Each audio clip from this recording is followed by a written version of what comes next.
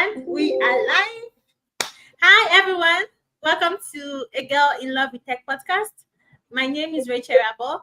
I'm a Microsoft MVP for Microsoft Business Application, a Power Platform, and a Dynamics 365 CRM developer. And our lovely guest for today, drum roll. Hello. Guest for today is Nico and Lucy, and they're absolutely amazing. So, hi. Hi, thanks Rachel. for having us. Yeah, Thank it's a you. real pleasure to be here, and thank you for having us on. It's very excited about this one. So thanks. Yes, thank you so much. And I was in your podcast recently, so it's nice to change the space. Absolutely. I was just saying to you before we went on, I was a bit nervous because usually I'm in your seat and you're in mine. So yeah, it's nice to have to actually be on a podcast.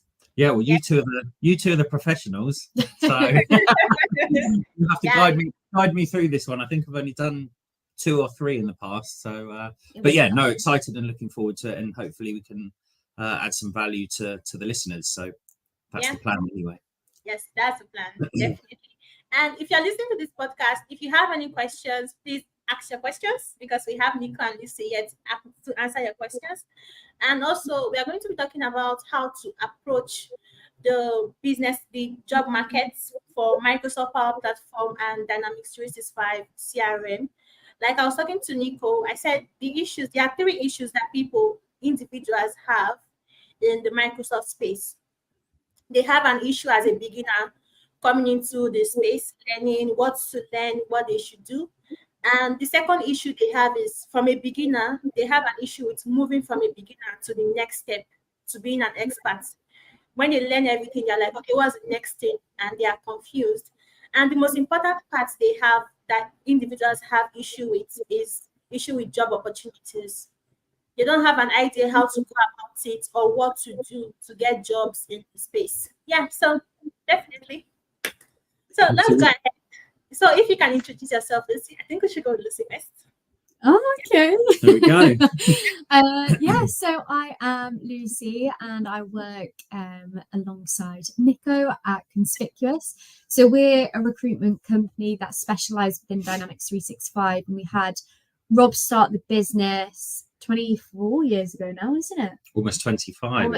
Almost 25 years ago. Yeah. And back then when he started it, we were like the ones that were the niche within Dynamics 365, and we were the first ones sort of to do it. Now a lot more other people do it, don't they?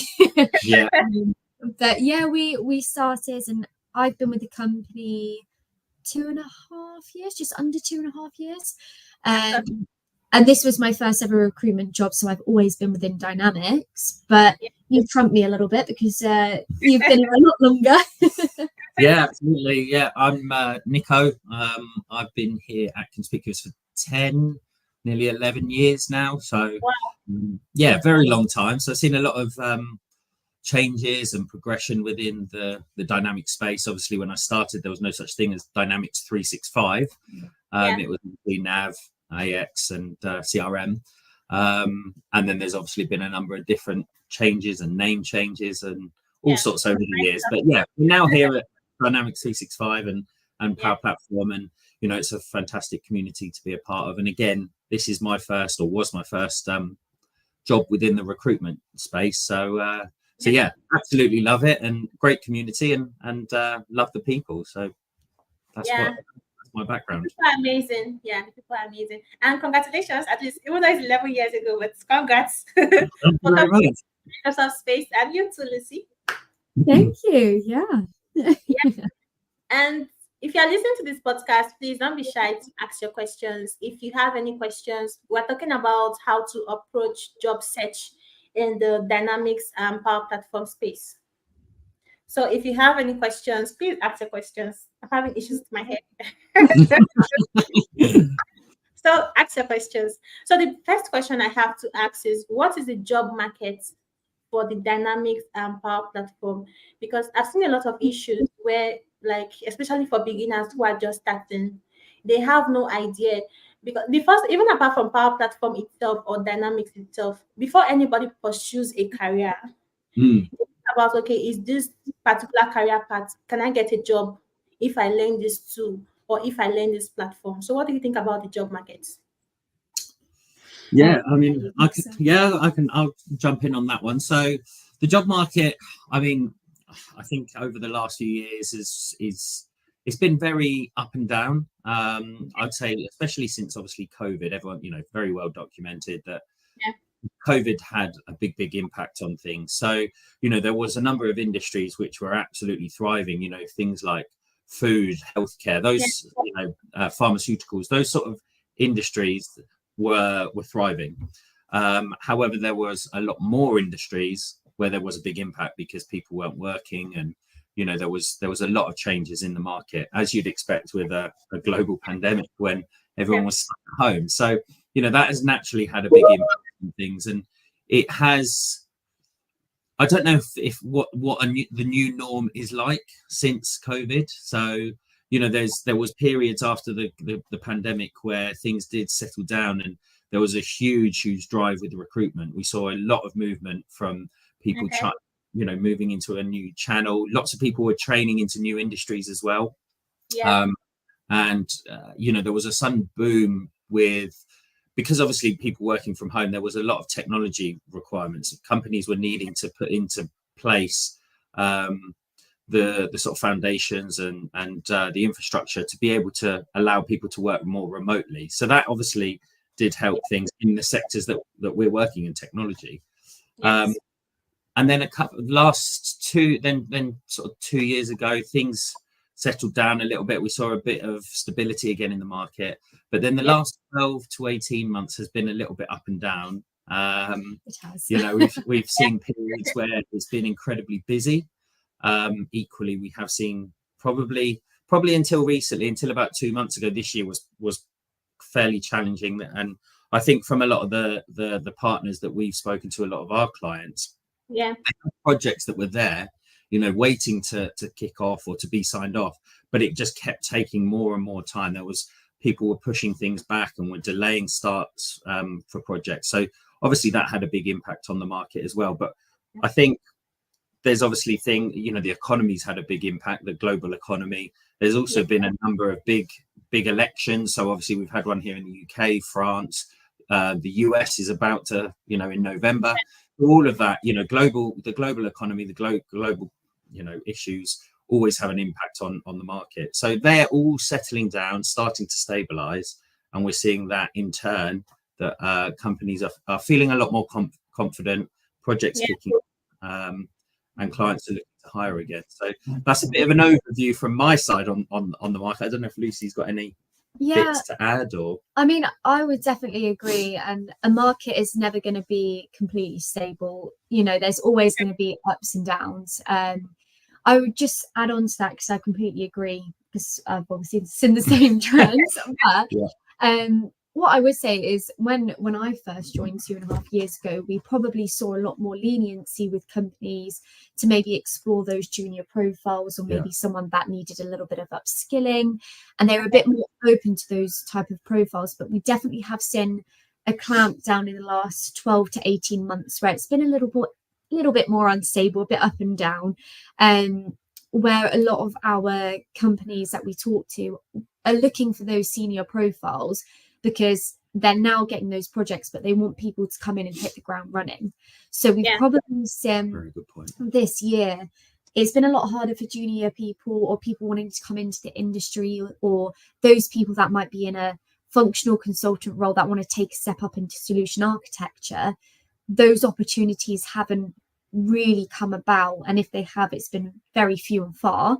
But I mean, I think we've heard the saying, survive until 25, which sounds horrible, but the reality is 25 is around the corner, and it sort of has been that environment. We do hope in 2025, because we're slowly seeing it go up, we're hoping 2025 that does ramp up, and those opportunities for a wider range of candidates open up.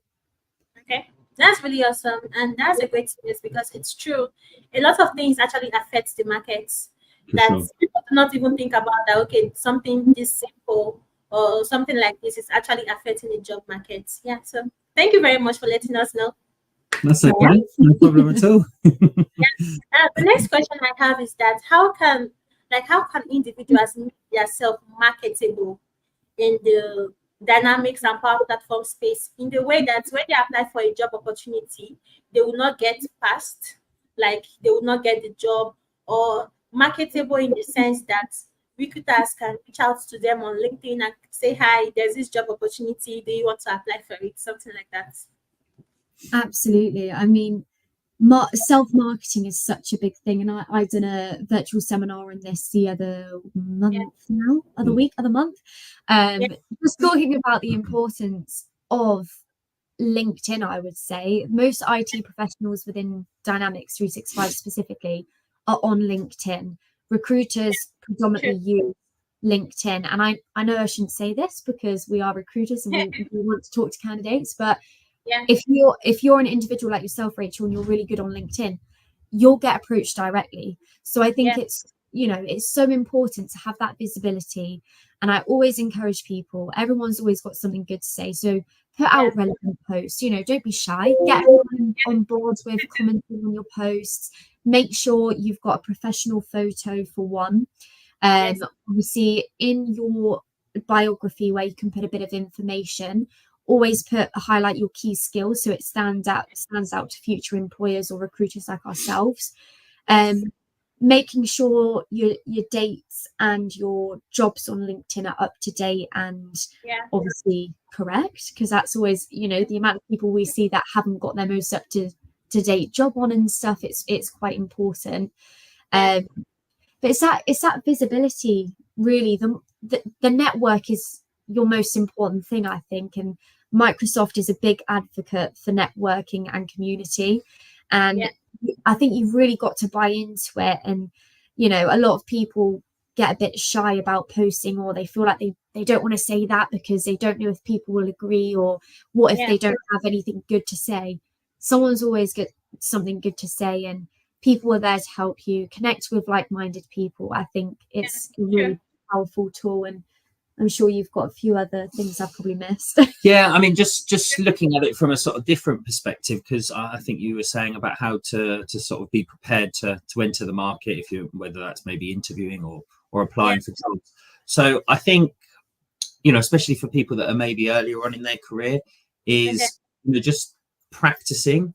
So maybe it's speaking with a friend or a colleague or even people like ourselves, and we can run through potential questions that you may expect from an interview, because until you've really been through an experience like that, it can be tricky for some people. So there's interview preparation, and I think one thing which we see, which is we see a lot of people end up getting to the interview stage, which is great and hard in itself, but then when they get to the interviews, they're unprepared.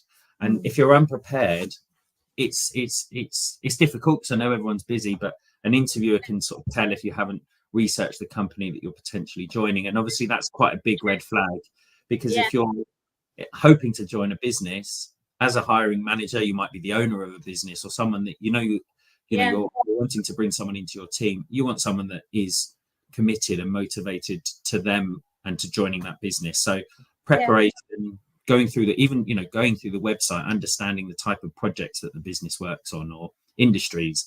So it's just about making sure that you're fully prepared, I would say, when you get to that interview stage.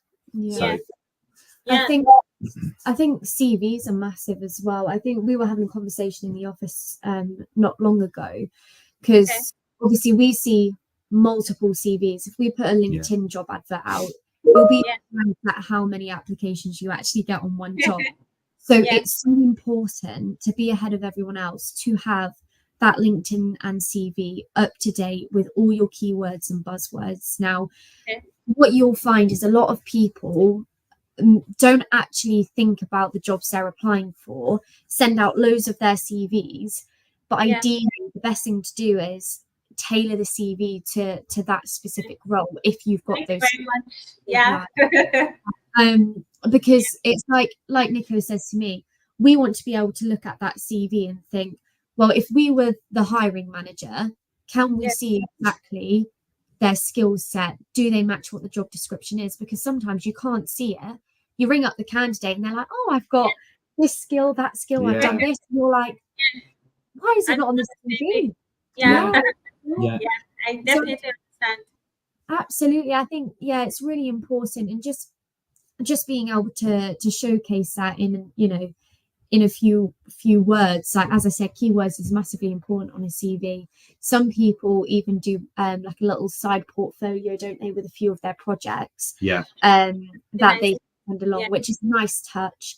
But it's just having clear and concise CVs and LinkedIn profiles. Keywords are the main things everyone looks for, because we don't have time to read every single word. I think they say that most hiring managers look at a CV for a maximum of 60 seconds or something, isn't it? Probably not even that. And it is, Yeah, and there's something you just mentioned about LinkedIn. You mentioned LinkedIn, you mentioned interview, you also mentioned about CV. CV is very important. There's this mistake that people they make, like if they are submitting their CV for maybe a job role on technical, as being a technical writer, or maybe as a consultant in Power Platform or Dynamics, or maybe as a developer or a technical architect, whatsoever role they are submitting for, they submit the same CV, which is very wrong. Because your CV, you might have that skill set, you might actually know the job, you are perfect, that role is perfect for you, but they are not seeing your skill sets. They are not seeing that you can actually achieve that particular job role. Because if you, I think one of the trick is that if you are going through a job, because each job opportunities, they all have their job description. If you are going to a job description, you are definitely going to see what they are looking for. The job description is going to tell you, okay, this is what you are looking for. We are looking for somebody that can do migration for on-premises, or we are looking for somebody that has a JavaScript skill. We're looking for somebody that knows Dynamics 365 CRM.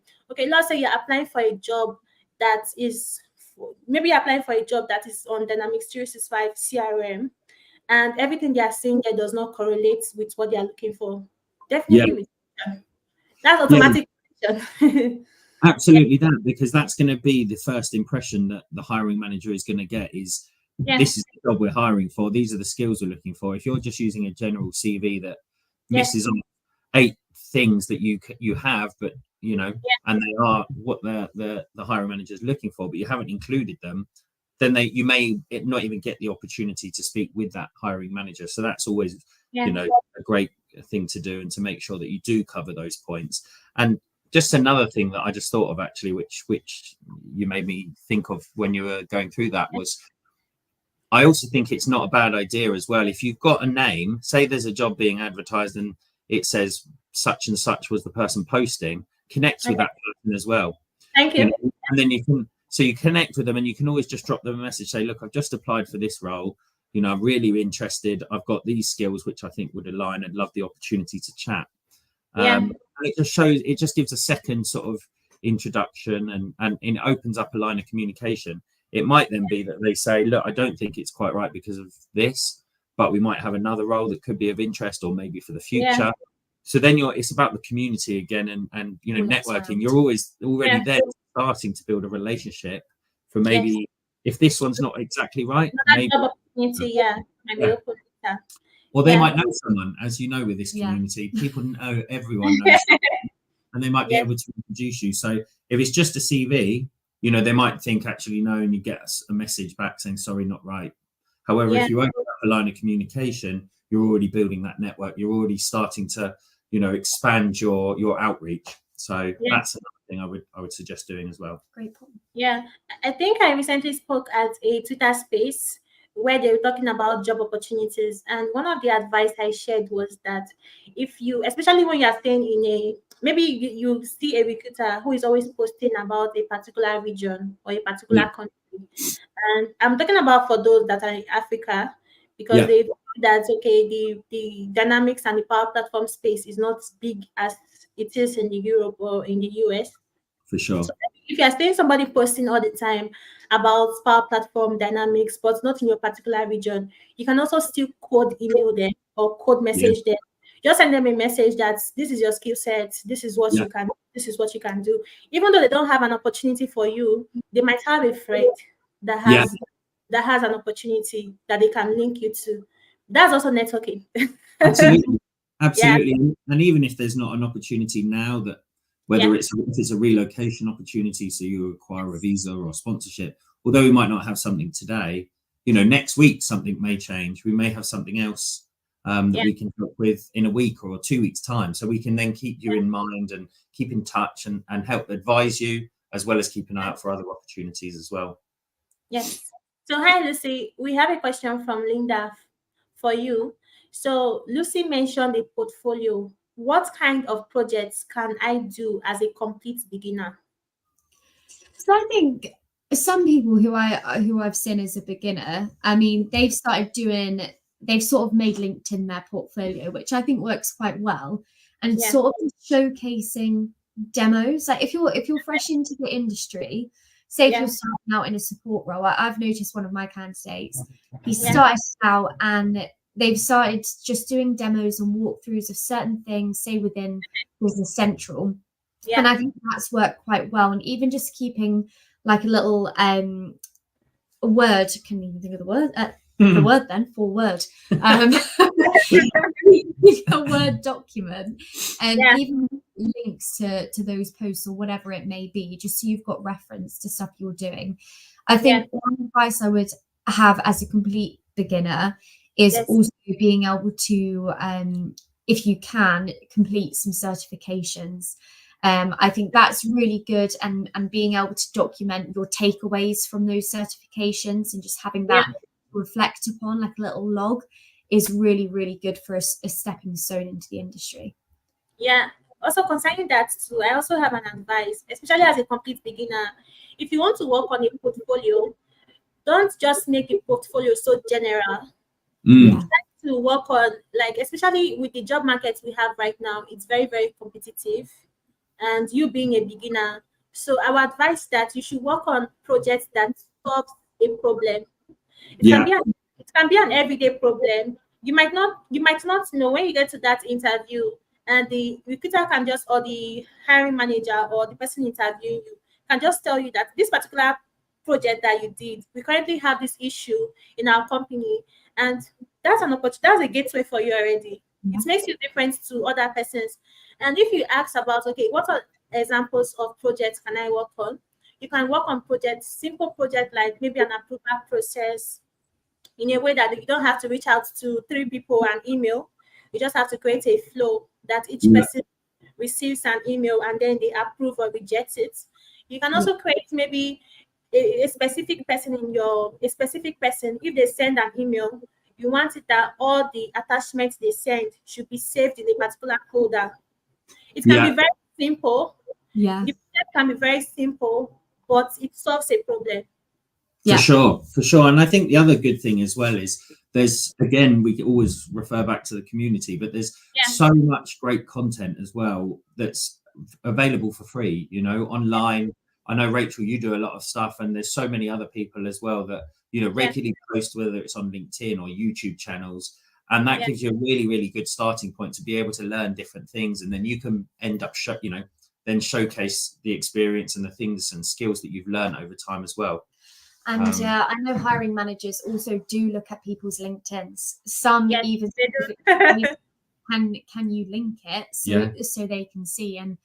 And just going back to what you were just saying about the whole networking side, I actually spoke to someone recently, and linking back to something you said earlier, it just wasn't the right time for me to interject, but mentorship is such a big thing within the community, and like a lot more people will do it than what you originally think. And it's not a horrible thing to reach out to someone and say, are you open to mentor me? I think, it's just getting over that imposter syndrome. Like, should I not? But there's so many people ask for a mentor, and so many people willing to help. And I think those type of questions that are just being asked about how to start as a junior and portfolio. There's probably a lot more experienced people than myself who are within the dynamics industry that will be able to help you massively in that direction as well. So don't be scared to ask within the network. Yeah. And if you even ask for mentorship, like if you have a mentor, they can give you assignments like projects to work on. And those projects you work on, you can then add it to your portfolio. That's already a project. Exactly. Yeah. So mentorship, networking, working on your LinkedIn. When you have an opportunity, where you get to that, I'm just summarizing. When you get to that stage of interview, try to make sure to research about the company, like know what you are getting yourself into. Yeah. You understand, know what they do. Like, okay, do this company, do they make use of the 365? Do they make use of Power Platform? What industry are they in? Stuff like that. So it's very, very important to know about them. And I think we have another question. So what is the weight of certification in a resume if someone is experienced? Good question. That is a good question, and it varies. It can vary massively. I think, you know, certifications are always seen as a bonus. Of course they are. You know, no one's going to think a certification is a negative thing. And interestingly, we have recently seen a few of our clients, more on the partner side, who are looking for, previously, I'd say, you know, pre-COVID and, you know, in the earlier days, I don't think certifications were essential for any roles. They were more desirable. You know, in the last month or two, we've had, you know, 4 or 5 different clients who have said, we will only consider a candidate with XYZ certification. So it seems to be becoming more of a must-have. But there's still more. I'd say it's slowly. There's still a lot more companies. Still 90% of companies, it's not an essential. But there is that small percentage where they have started to say, you know, we wouldn't be interested in a candidate unless they've got the PL 900, they've got the MB 800, or whatever it may be. So definitely not essential, but definitely a nice to have. And obviously, I think another thing is regardless of what the certification is, any qualifications, training, things that you've completed, it shows a bit of more of passion or motivation or, you know, from that individual. So it adds to that side of things as well as just the core skills that you get from that certificate. Never a bad. Like you're ready to learn, you're ready to actually improve yourself. It's actually motivating. And I think I've seen on LinkedIn, I've seen like 3 to 4 roles where their job description on LinkedIn actually has requirements for the Microsoft certificates. So write your certification. You've got the chance to do it. That's what I would say. If you have the opportunity to do one, then take it. And I think we have another question. Like, what are the opportunities for someone who recently completed the Microsoft Power Platform program? I think I can help with this. The Microsoft Power Up program is like a program that Microsoft is doing. To let people learn about Microsoft Power Platform, maybe career switchers or people just starting their journey in Power Platform. So I'm currently volunteering. I just started volunteering for the program, and advice I'll give to you is that because you're working on projects already, you're working with people, you get the opportunity to connect with different people in the program. You can start applying for jobs immediately. You complete the program, because after the program you get the opportunity to write a certificate, a Microsoft certificate. So that is a proof that you can show. You can also show your certification you get from completing the program. You can add that to your CV. You can link it, add it to your CV, and also the project that you have built, also add it to your CV. That's part of your portfolio. Absolutely. You go. Just a very quick one. And obviously I would say that when you're going through these sort of programs, everyone that you're dealing with there are obviously within the channel or hoping to become part, you know, in the channel. So keep those connections and contacts close, work with them, you know, because they may end up going to opportunities and, you know, they could introduce you to their companies. So, you know, make sure that you keep these contacts and build those relationships, because you never know what it could lead to in the future. And most of the tutors, sorry for interrupting you. Most of the tutors are Microsoft MVPs and Microsoft employees. So like what Nico said, you can connect with them and just let them know that this is you. Just send them a message on LinkedIn. This is me. I've learned so much from the program. This is what I have learned. This is what I have learned. And I'm currently looking for, there's no need to be shy about it. And I'm currently looking for opportunity. Absolutely. I think people. I just didn't want to jump in on top of anything. If, as you just said there as well, Rachel, is if you reach out to these people, connect with them, send them a message. People like someone that's proactive. If you just sit and even if you have on your profile open to opportunities, you're amongst hundreds, thousands of other people that are looking for a job. So if you're proactive and reach out yourself, I think you'll then put yourself one above other people who are waiting for the opportunities to come to them. So that's another thing to think about. Yeah, sure.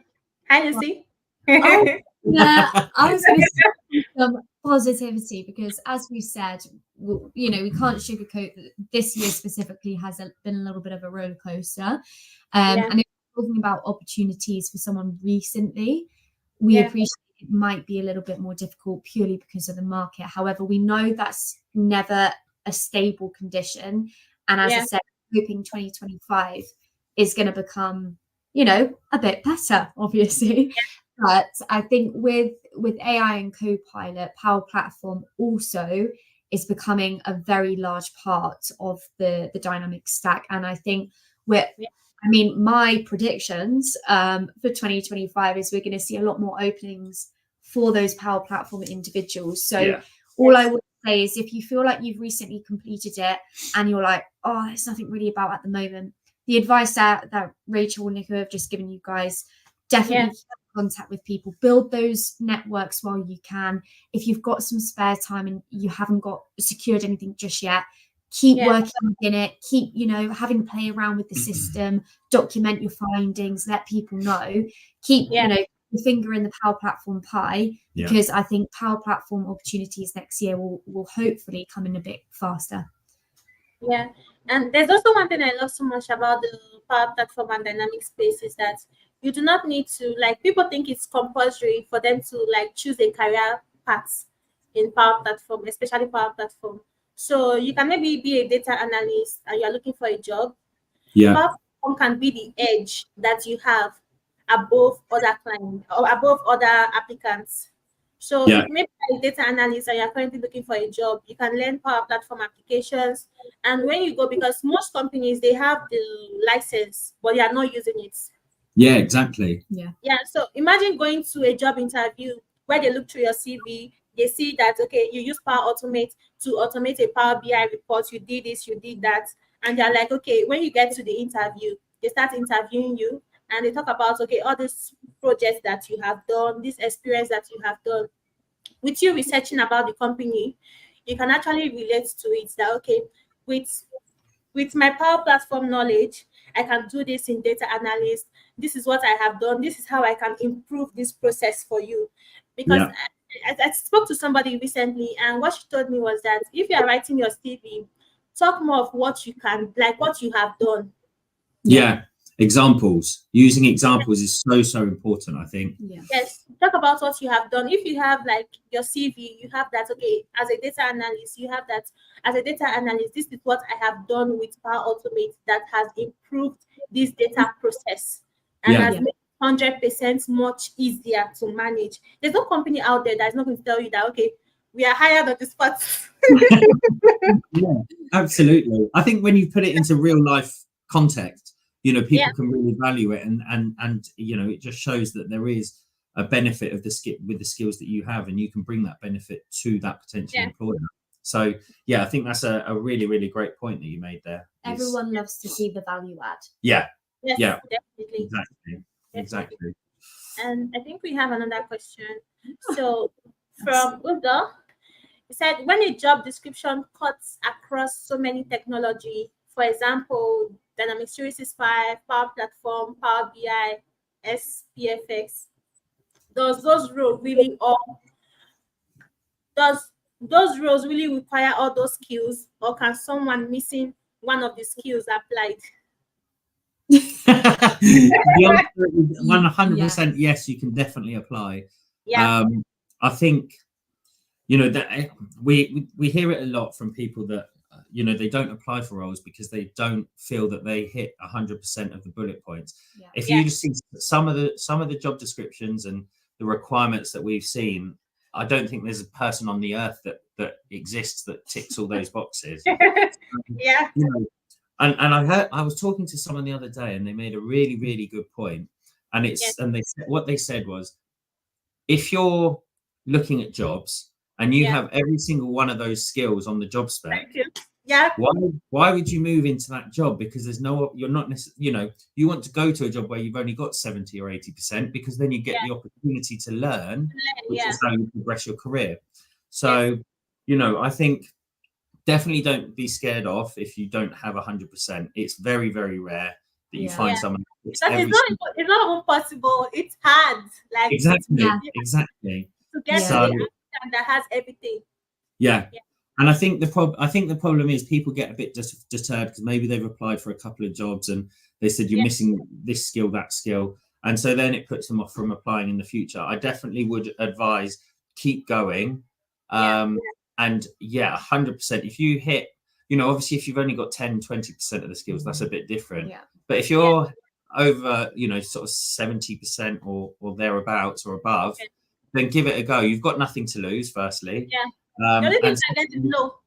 Exactly. And again, it goes back to sort of the conversations that the hiring companies as well sometimes can change the role slightly. They themselves, that's just in an ideal world, they want those skills. They know themselves they're not going to get all of those skills. So if they can get 70%, they can train into the other areas or give the opportunity to learn. So but this is where us as recruiters come in as well. I think we're in and amongst the market. We talk to so many candidates and we know that unicorn does not exist. And important, we relay back to the clients we work with and we say, look, this is what the market is. These are the skills we're seeing. And we'll say to them in priority order, what skills is that you actually want. So although it may still say on the job spec, these are the skills, as Nico said, don't get put off by it, because we also get informed of like a tier system as such to say what ones are important. And I think it's really important to remember that a job isn't just made up of hard skills. It's soft skills as well. So, people look at the hard skills and they think that's where they've got to meet the 70 to 80%. You're wrong. It's the whole job as a picture. You've got soft skills, which I would argue a little bit more important than some of the hard skills. And they're probably boxes you tick really easily. And this is why we say as recruiters, it's better for companies to hire the soft skills first. Yeah. So people are excited and they're like, oh, tick, tick, tick, I get that, and then go into the hard skills so you don't dishearten anyone and people are still open to apply. So I think it's really important just to definitely apply still. Yeah. And one thing too, like what you said concerning soft skills, especially as a beginner, like you're coming into the dynamic space or the Power Platform space, and you're currently looking for a job, I would advise you, like you said, add your soft skills to it. And while you are learning to try to know how to solve problems, like people miss this point when they learn, like they learn the platform or they learn the tool, like they know how to build that app, they know how to use a flow. But when a particular problem is given to them, they don't know how to solve it. Yeah, for sure. Yeah. Because you can imagine being asked a simple question in the interview, like, okay, in this scenario, we have this issue. How do you think we can solve this problem? And you have no idea. You can do it. Like, this is something you can do, but you do not have an idea of how to solve it, like how to approach that business problem. So while you are learning, just try to learn how to solve problems. Work with use cases. That's where your project comes in. Yeah, but it's important. Sure. And as long as you've got the passion and the motivation, the drive, you can learn all those other parts. Like you said, the sort of technical skills and things. That's there for no one's born knowing technical skills. That's that part you learn. The soft skills is part of your sort of personality and how you come across. So yeah. And I think we have one last question from the comment section. If you have any questions, you just drop them on the chat. I'm going to go back to my questions, but this is the last question we have. So Dynamics 365 is a field which has lots of fields. Like, in Dynamics 365, we have the CRM, F&O, we have Business Central, we have NAV. So while applying for jobs, do you need to have an idea or knowledge of all the fields? Because instead of having the knowledge. Okay, because having knowledge of single domain is it's difficult in getting a job. That's kind of laborious. That's a lot to know everything in dynamic space. Once again, that's a unicorn. Yeah. And I think in this industry, you have to have some sort of specialism. Ideally, you know, you want to be within an area, because it's very rare you do get opportunities that come in that would say they need absolutely all. Don't get me wrong, we have had clients that have said we need someone with FO and BC, or, you know, CE and FO. But, you know, if you want to learn stuff on the side, say if you are a CE consultant, you know, it's great to know those modules. So you've got your customer service, marketing, and all of that side of things. You know, be an expert within that field. But there's nothing wrong with, you know, maybe learning the basics of other areas in the ERP ecosystem like FO or BC. Yeah. But I think it's really key. You can't master the whole 365. You can, hats off to you. Yeah. But I think especially important. Yeah, I think you're leaving yourself too exposed if you're trying to learn F&O, CRM, Business Central, Power Platform. If you want to learn it all, you're just not going to be able to. I don't think anyone can take on that much knowledge and you know, ability. So yes, I would definitely say, and it's very rare that you get a client that needs that. So they got, you know, even just within F&O itself, for example, no one really, you know, you might over time get to that point, but most people are even specialists within F&O rather than F&O as a whole, like manufacturing, supply, you know, whatever it may be. So definitely focus.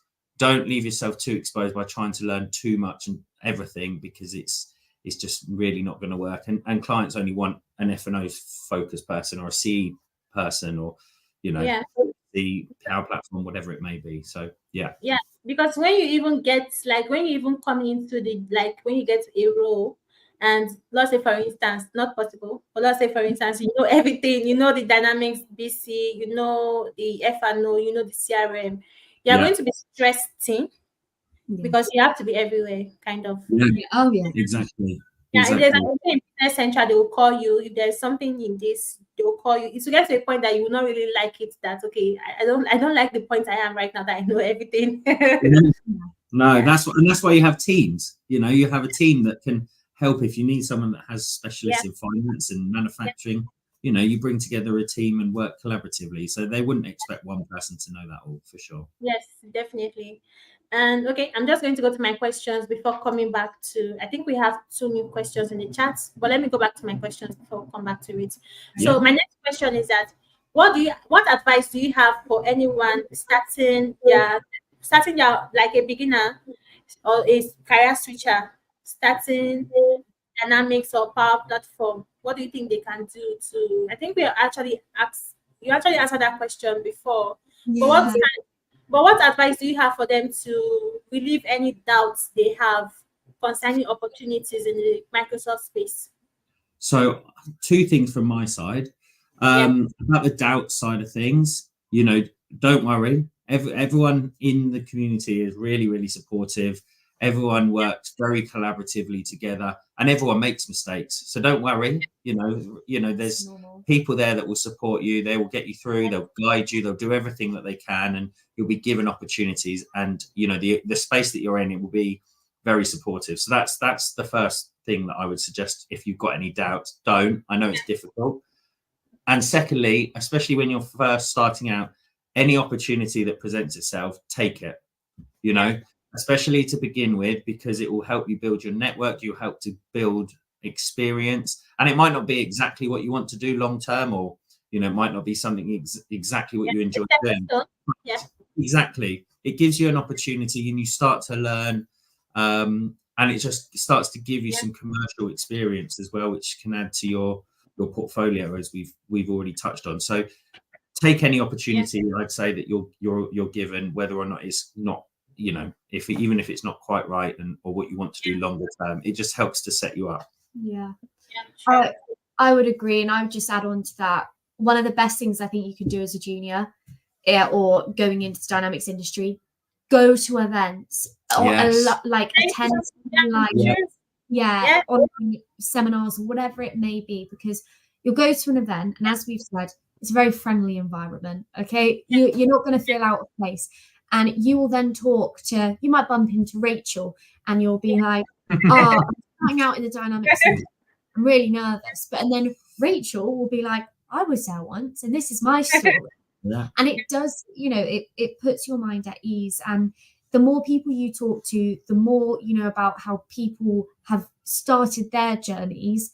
It helps you, and they will help you also. Like I think you just got to get out there. You've got to meet people. No one bites. Everyone smiles. And I think, there's loads of online ones as well. If you're a bit shy to start with about going to an in-person one, hop on the computer and do something like this. Rachel does one, I think. Yeah. An online one. Yeah. And Rachel, she's a smiley person. She doesn't bite.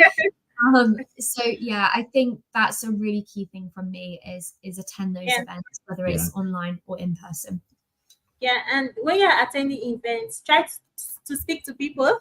Don't just attend and look at people. Try to speak to people. It's very important. Yeah.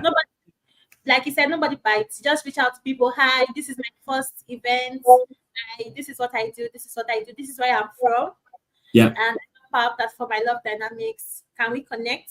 You can even bring a card, like maybe a physical card, or you can just have like a barcode. Yeah, that people can scan, and they have your information, maybe your LinkedIn, your Twitter, or whatsoever you want them to have.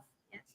Exactly. You just got to push yourself out your comfort zone slightly, and then it all starts to snowball from there. Once you've met one or two people, they introduce you to their contacts, and that's it. Then you're right involved. So once you started, that's it. Take that first step. First step. And I think, especially, I've seen a lot of people where they have this issue of speaking, like, especially in an event where there's a crowd of people, where you're seeing like 200 to 400 people in an event, and that is the first time they are seeing them in person.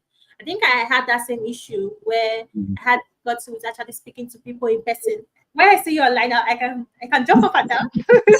But when I see you in person, it was really difficult for me to actually speak to people. So I think you can do something about that. You can just relax, feel the moment. For sure. Like what I did was I tried to volunteer. I volunteered as a friend, and I tried to volunteer at a particular space where I can speak to people.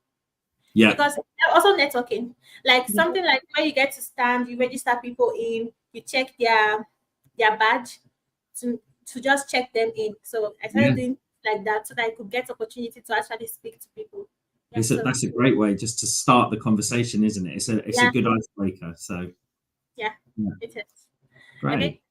We have a question. So next question we have, I think we have just 12 minutes left. So hi team, do you have any suggestions or guidance for those who are looking for a broad job as a SharePoint developer? So, I mean, it all sort of ties back to everything we've said before. Look for those opportunities, see where it's hiring. Now, unfortunately, not every company, if you are looking to relocate to another country, there may be certain restrictions. Some companies might not be set up to sponsor people. So there are a few more hurdles to jump over, but don't let it dishearten you. So connect with those people within that company that are hiring, connect with people that have already done job moves abroad as well, ask them their processes. It's all about that network and having those conversations, because, you might talk to someone and they have moved to Germany for an opportunity and they sponsored. And you're like, oh, great. Look at the company, who was that, connect with people within that company, an opportunity then might come up. It's doubly hard because this year hasn't been fantastic. Definitely keep positive, because next year I think there will be more opportunities. Yeah, absolutely. And just, reach out to maybe some companies like, recruitment companies, for example, who will have a portfolio of clients that they work with. They'll be able to give you advice and guide you to maybe places that do have sponsorship opportunities or can give you advice as to how to best prepare yourself to secure those type of roles. So speak to people as well that have either got experience with helping other people move, or people, as Lucy said, that have already made a similar move and maybe can also provide some advice. So that's the thing. I guess, as you say, there's a visa and sponsorship thing adds a few hurdles, but there's options out there. And I think I'm having issues with my speaker. Okay, perfect. And I think one other trick to go about when you're looking for sponsorship or you're looking for relocation, there's something you can do on LinkedIn. You can go to LinkedIn and you can search for a particular job role. You can even you can filter it to the company or the country you want it for. So you can do this a different way. You can filter this for posts. Yeah. Because a lot of people, they post, hiring managers or recruiters, they post on LinkedIn and they say, okay, we are looking for this particular job role and it involves relocation. Yeah. That's a very good point. Yeah. LinkedIn is such a powerful tool, and there's so many opportunities get posted there on a regular basis. So as you say, using that to your advantage for sure. Yeah, definitely. And if you're watching this on YouTube, do make sure to subscribe. Yeah. Okay, I think we have another question. Yeah. I'm an aged work returner, that's a carer in UK, and have completed several courses. Was already a Microsoft project and was already in Microsoft project and sales. Good across all Power Platform and Microsoft 365 applications, but UK partners do not want me. So does that mean, just to confirm, they've had a career break from Dynamics as a carer and they're trying to get back into the Dynamics space? That's how That's how I've interpreted it. I think what they're saying is they've had some time away. They're returning to work, and they're struggling to get back into the partner channel. So, I mean, obviously, it's hard to really give on this specific individual because we don't know the experience and background. But I mean, what we sort of said before, I guess it's almost to a certain degree similar to someone that's maybe an early beginner in their career as well. I would utilize all of what we said before if you're looking to, because if you've had a significant amount of time out of the channel, as we know with technology, it moves and changes so quickly, and people are looking ideally for someone that can hit the ground running, to come in, has all the up-to-date skills, all the up-to-date knowledge. So what I would suggest is, if they've got people in their network that they've obviously dealt with in the past, reach out to everyone there, see if there's any opportunities that they can help them with, or try and get as much up to date as you can, working on your own projects. Speak to maybe old clients, old contacts, and try and do some of the training and the certifications, and just make sure that your knowledge is right back up to date again. And I think then that should hopefully help. But equally, if you want to reach out afterwards, so we can have a bit more of a detailed conversation, just so we can understand the full details. So many different factors that can play with this. Sorry for interrupting you. Let me just get your LinkedIn and post it on the chat so that they can connect with you. Yeah, absolutely. That's perfect. Absolutely. And we'll be happy to reach out. And then we can look into this specific case in more detail and help that way. And one other thing too, I would advise is that try to make your, it might just be, that is what is the issue. Try to make your CV more specific. Since you're looking for a Power Platform or a Dynamics job, there's no need putting your career experience in the CV. Something like that. Yeah, exactly. You can just put, if it was three years carer, you don't need to put all the real responsibility in going to too much depth. The key skills, as you say, is going to be the relevant Dynamics Power Platform, that space. So that's the clients are going to want to see. Yeah. And then you can just add, like you said, you can add certificates, you can add projects, maybe a small portfolio. Even though you mentioned about having experience working on projects and sales, and that's a very, very good thing, working on sales. You can just, so in that sense, if you already worked on sales, it will be your portfolio will be different. You just talk about things that you have done, like the business you worked with or the partner you worked with. How did you increase their business? Since you're working on sales, what did you do that Yeah. made the business move from A to B? Yeah, absolutely. Okay, just give me a moment. Yeah, no problem. Okay, so hi Pat, you can connect with Lucy and Nico. Will help. Happy to help. Yeah. So we have another question. So, hi team, I'm from India. Do you have any suggestion or guardians? Those who are looking for abroad job as a chef. I think we have I think we've answered answered this. that, yeah. Yeah. Yeah, same. Just exactly. You utilize LinkedIn, utilize networks, and reach out and speak to people in the channel. That's sort of Okay, I think I have my last question for you guys. Okay. We're ready. Yeah, I think we have had a lot of questions from the listeners, so I should just have my own last question. So, how do you think that in a job application, like where 100 participants submit their CV for that job role, how do you think a person can make yourself different, like make yourself special? Yeah.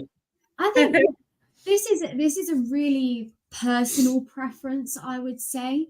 But I would just say for myself, who sifts through hundreds a day, one thing for me is on a CV, one thing I really like is a skills banner or a skills box. So down the side of a CV, they have like a panel. So you have your normal, you're going to have to imagine this. So normal piece of paper, you've got 3/4 of the page Digital on the Word document. You've got 3/4 of the page where your main CV is with your everything up to date, by the way. Make sure it's up to date and with your jobs and everything like that.